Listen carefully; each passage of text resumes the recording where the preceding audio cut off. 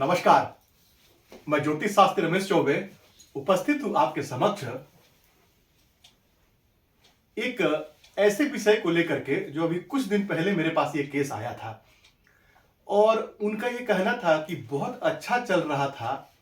मुझे जिस ग्रह की दशा चल रही है वो बहुत अच्छे भाव में बैठा है और आपने जैसे बताया था कि ये दशा मुझे अच्छी जाएगी तो बहुत अच्छा भी चल रहा था। चारों तरफ से मुझे लाभ हो रहा था, विदेशों से भी मुझे पैसे आ रहे थे, लेकिन अचानक से जो है समस्या आ गई और अचानक से लाभ के जितने रास्ते हैं मेरे वो बंद हो गए। तो आखिर में ऐसा क्यों हुआ वही आज जानने की कोशिश करेंगे। शीर्षक है कब हो जाता है अचानक लाभ आना बंद, या आपका कार्य व्यवसाय ठप हो जाता है बिल्कुल और आप समझ नहीं पाते हैं कि आखिर में क्या कारण है जो अचानक इतना अच्छा मेरा व्यवसाय चल रहा था और अचानक बंद हो गया। तो इसमें ग्रहों का बहुत खेल है, इसमें ग्रहों का बहुत फेर है, ग्रहों का बहुत खेल है। ये कब हो जाता है जरा ये हमें आज आपको समझाने की कोशिश करूंगा। इसके लिए गोचर बहुत ही हद तक या कहिए कि संपूर्ण रूप से जिम्मेवार है।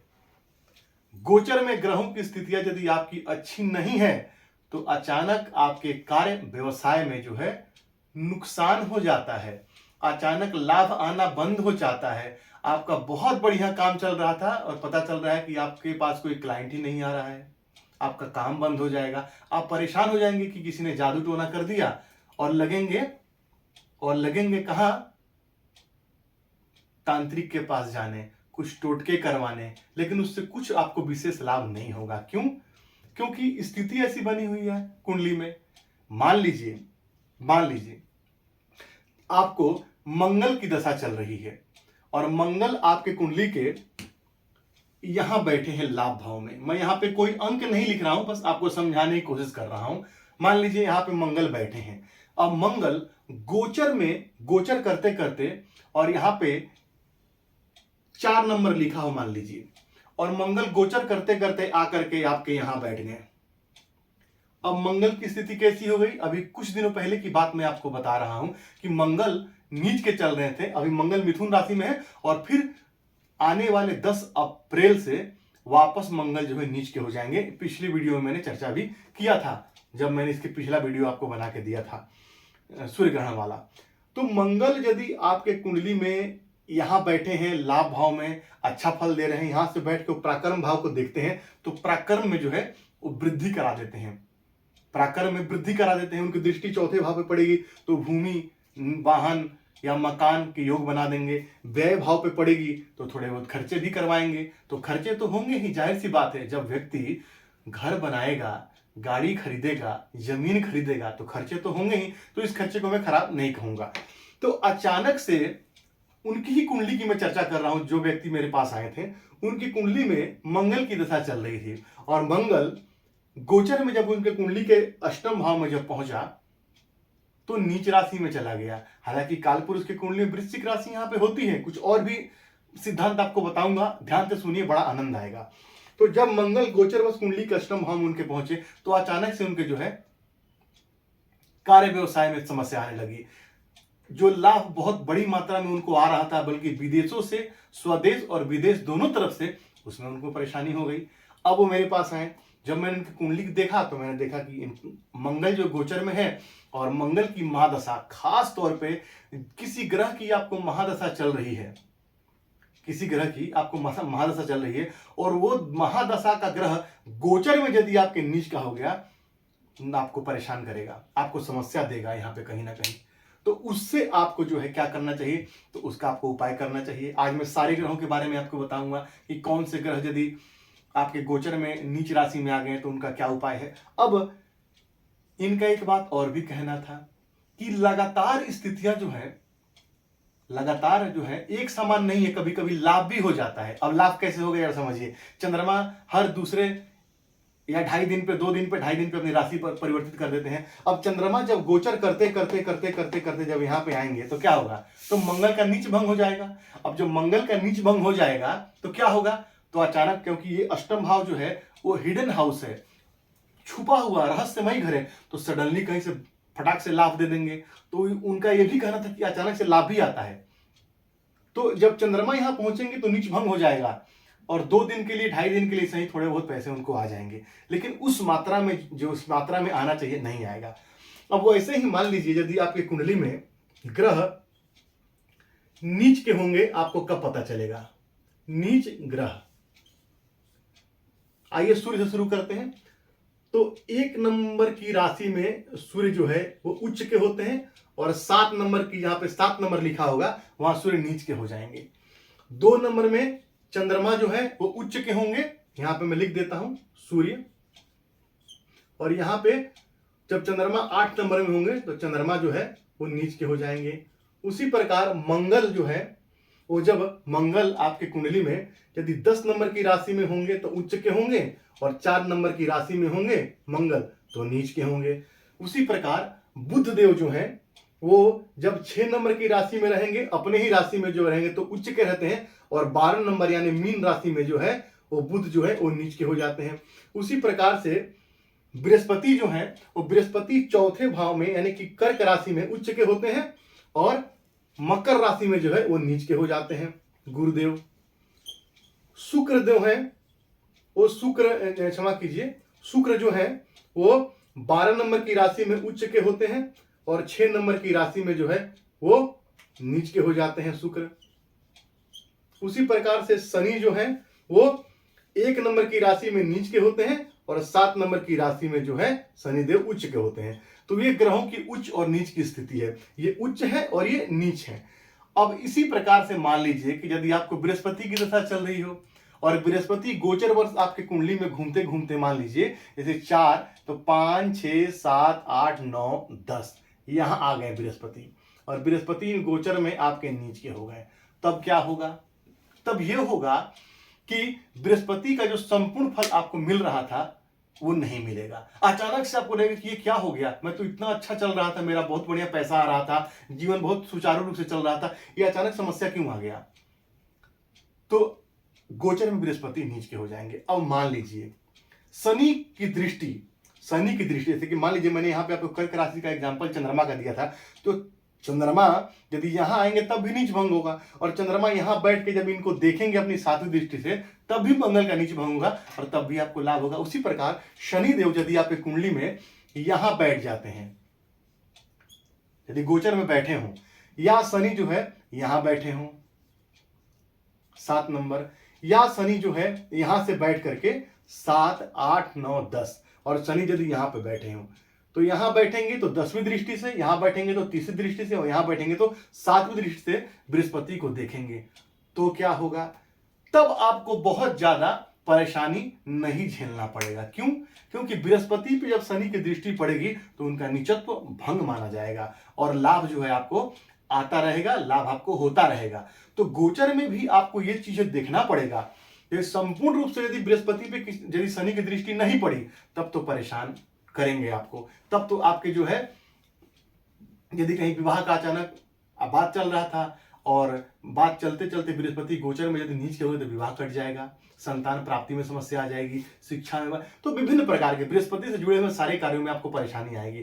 तो उसी प्रकार से सभी ग्रहों का, शुक्र का भी, शनि का भी, सबका भी आपको देखना है कि गोचर में कहीं वो नीच के तो नहीं है, क्योंकि जब नीच के हो जाएंगे तो परेशान आपको करेंगे। यदि नीच के कोई ग्रह है और वो स्वराशिगत यानी कि उसी ग्रह के साथ बैठा है, जैसे शनि, मान लीजिए शनि की राशि है ये, अब शनि यदि 7 में भी बैठे हो तब भी नीचत्व भंग माना जाएगा, तब भी आपको बहुत ज्यादा नुकसान नहीं होगा। ये तो एक बात हो गई। अब एक बात और समझिए, मान लीजिए यदि आपके कुंडली में ग्रह वो नीच का बैठ गया तो आपको क्या करना चाहिए?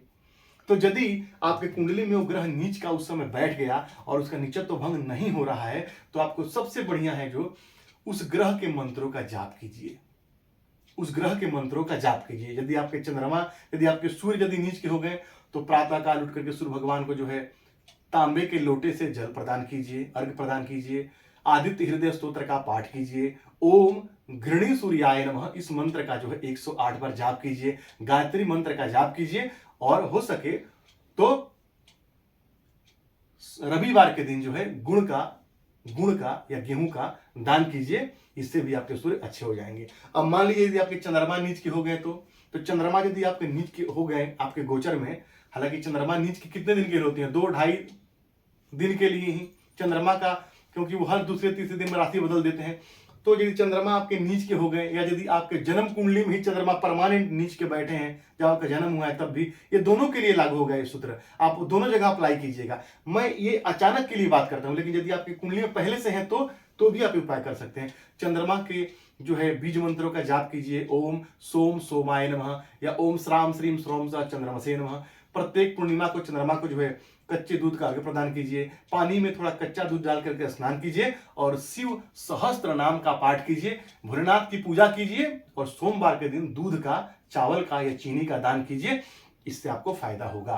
अब मान लीजिए यदि आपकी कुंडली में उस समय मंगल यदि नीच के हो गए तो क्या करेंगे? तो मंगल यदि नीच के हो गए तो हनुमान चालीसा का पाठ कीजिए, सुंदरकांड का पाठ कीजिए, हनुमान अष्टकम का पाठ कीजिए, बजरंग बाण का पाठ कीजिए, मंगल के बीज मंत्र ओम अंग अंगार काय नमः इस मंत्र का जाप कीजिए, हनुमान सहस्त्र नाम का पाठ कर सकते हैं।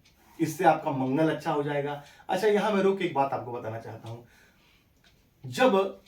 जब मंगल को प्रसन्न करना है तब आपको हनुमान जी के शरणागत होना चाहिए, क्योंकि हनुमान जी मंगल के देवता हैं, मंगल ग्रह के देवता हैं। तो मंगल ग्रह को प्रसन्न करने के लिए हनुमान जी की पूजा करना है। लेकिन हनुमान जी को प्रसन्न करने के लिए हनुमान चालीसा का पाठ करेंगे तो हनुमान जी प्रसन्न नहीं होते हैं। क्यों? इसका जवाब हनुमान चालीसा में ही है। क्या है चालीसा में? हनुमान चालीसा में उसमें लिखा हुआ है कि प्रभु चरित्र सुनिबेको रसिया। प्रभु के चरित्र को सुनने के क्या है? वो रसिया है। प्रभु चरित्र सुनबेको रसिया, तो प्रभु का चरित्र वो सुनने के लिए हमेशा जो है उत्सुक रहते हैं या लालायित रहते हैं हनुमान जी महाराज। तो आपको क्या करना है?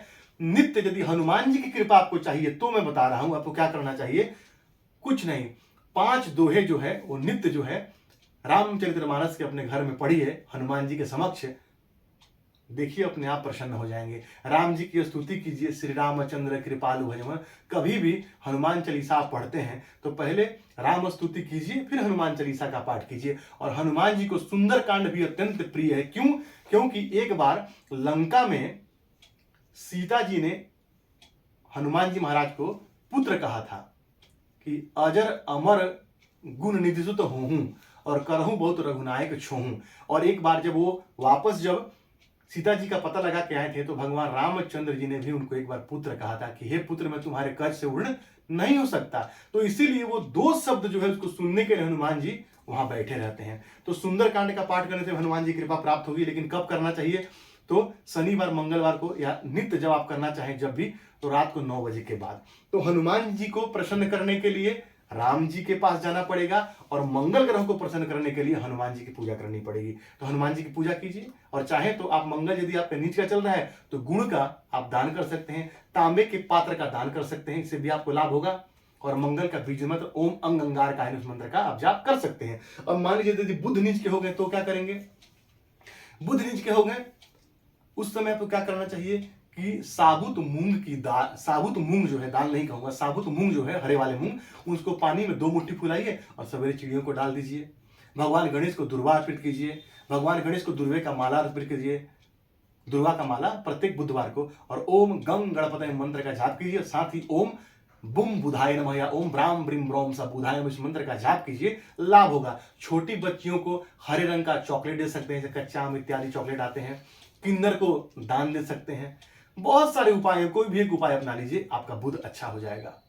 मान लीजिए बृहस्पति नीच हो गए तो क्या करना चाहिए? तो बृहस्पति यदि आपके नीच हो जाते हैं तो प्रत्येक गुरुवार के दिन केले के पेड़ में, पीतल के लोटे में चना की दाल, गुड़, हल्दी डाल करके और जड़ में जल चढ़ाइए, तने में केले के पेड़ का, और ओम ब्रिम बृहस्पति नमः इस मंत्र का जाप कीजिए। इससे आपके बृहस्पति अच्छे हो जाएंगे। माथे पे जो है केसर का तिलक लगाइए, बृहस्पति आपके अच्छे हो जाएंगे। और गुरुवार के दिन किसी वृद्ध ब्राह्मण को जिसके बाल बिल्कुल सफेद हो, बिल्कुल वृद्ध हो, उनको पीले रंग का वस्त्र दान कीजिए, या केला दान कीजिए, या हल्दी दान कीजिए। इससे आपके बृहस्पति अच्छे हो जाएंगे और गुरु ब्राह्मण का सम्मान कीजिए। अब मान लीजिए आपके शुक्र यदि नीच के होंगे तो क्या करेंगे? जो शुक्र यदि आपके नीच के हो गए तो गाय की सेवा कीजिए, गाय की सेवा कीजिए। गाय को शुक्रवार के दिन चारा खिलाइए, पालक खिलाइए, या सफेद रंग का ज्वार आता है, 2 मुट्ठी, भिगाने की जरूरत नहीं है पानी में, 2 मुट्ठी ज्वार आप गाय को अपने हाथ में यदि ऐसे रख करके खिलाते हैं, और यदि आपके शुक्र पर्वत में उसका जीव लग जाता है गाय का, तो पूछिए ही मत, आनंद ही आनंद आ जाएगा, जिंदगी में सुख मिलेगा, हर प्रकार का सुख मिलेगा। तो आप ये कर सकते हैं। साथ ही साथ शुक्र के बीज मंत्र ओम द्राम द्रीम द्रौम सह शुक्राय नमः या ओम सुम शुक्राय इस मंत्र का जाप कर सकते हैं। अच्छा परफ्यूम लगाइए और पत्नी का सम्मान कीजिए, इससे आपके शुक्र अच्छे हो जाएंगे। और शुक्रवार के दिन चाहे तो घी खरीद करके मंदिर में दान कीजिए, इससे भी आपके शुक्र अच्छे हो जाएंगे। अब शनिदेव की बात करते हैं। शनिदेव, शनि कौन है? न्याय है, जरा समझिए। शनि न्याय है, और शनि को प्रसन्न करना है तो निम्न वर्ग के लोगों के साथ अपने व्यवहार अच्छे रखिए। मजदूरों को जो है, या जो सफाई कर्मचारी हैं, उनको शनिवार के दिन सिक्का दान कीजिए, या उनको कुछ खाने के लिए दीजिए, नमकीन खाने के लिए देना, मीठा नहीं, नमकीन खाने के लिए दान की उनको दान दीजिए। और पीपल के पेड़ में जो है रविवार को छोड़कर नित्य जो है 1 लोटा जल चढ़ाइए, और संध्या काल में शनिवार के दिन और अमावस्या के दिन एक वहां पे दीपक जलाइए, और ओम प्राम प्रीम प्रौम सह शनय नमः या ओम शम शनिश्चराय नमः इस मंत्र का जाप कीजिए, आपको लाभ होगा, शनि आपके अच्छे हो जाएंगे। और या तो यदि शनि नीच के चल रहे हैं यदि गोचर में, तो आपको क्या करना है, लग्न कुंडली में यदि आपके नीच के बैठे हैं, नीचत्व भंग नहीं हो रहा है, तो क्या करना है, तो आपको वहां पे जो क्या करना है कि एक कांसे के कटोरी में, स्टील की कटोरी में सरसों का तेल लीजिए, 1 रुपए का सिक्का डालिए, अपना चेहरा दिखिए और दान करके आ जाइए। यदि कोई दान नहीं लेता है तो पीपल के पेड़ के नीचे गोधूल वेला में रख के आइए और पीछे मुड़ के मत देखिए। लोहे का पात्र, लोहे का चिमटा, लोहे का तवा शनिवार के दिन भी आप किसी को दान कर सकते हैं, शनि आपके अच्छे हो जाएंगे। तो देखिए कितना छोटा छोटा उपाय है जिसको करके और आप जो है लाभ प्राप्त कर सकते हैं। तो यकीन है कि आज का विषय आपको समझ में आया होगा। तो यदि आपको मेरी बातें अच्छी लगती है तो मेरे चैनल को सब्सक्राइब, वीडियो को लाइक जरूर करें। आपका दिन मंगलमय हो, इसी मंगल कामना के साथ आज के लिए इतना ही। नमस्कार।